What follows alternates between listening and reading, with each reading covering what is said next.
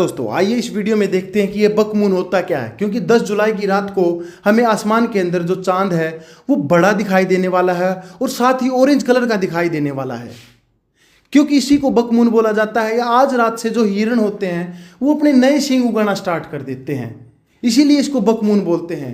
इस साल में एक बार घटना होती है, लेकिन अब की बार की जो घटना है 2025 वाला बक मून अपने आप में स्पेशल या रेयर इसीलिए हो जाता है क्योंकि एक एपीहेलियन फेज में हो रहा है।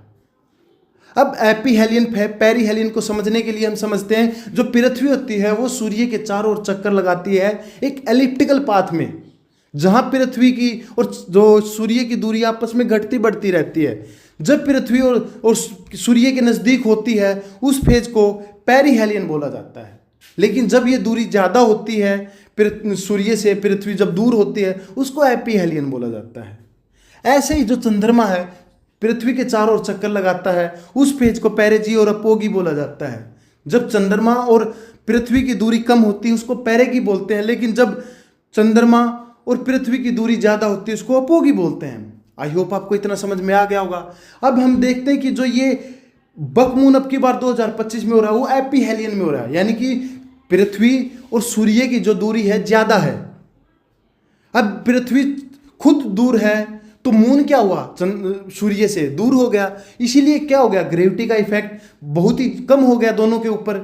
अब दोनों के ऊपर ग्रेविटी का कम हो गया।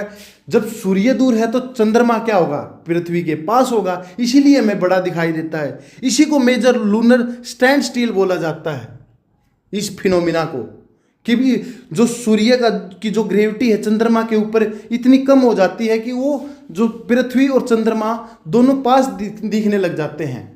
आई होप आपको समझ में आ गया होगा कि इसीलिए हमें ये बड़ा दिखाई देता है।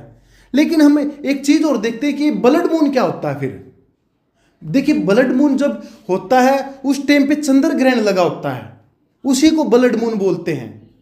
और लेकिन जो ये बक मून है ये कोई चंद्र मून यानी कि लूनर एक्लिप्स के टाइम पे देखने वाली घटना नहीं है, लेकिन ब्लड मून क्या है, लूनर एक्लिप्स के टाइम पे देखने वाली घटना है। आई होप आपको वीडियो पसंद आएगा। Like share and subscribe for more update.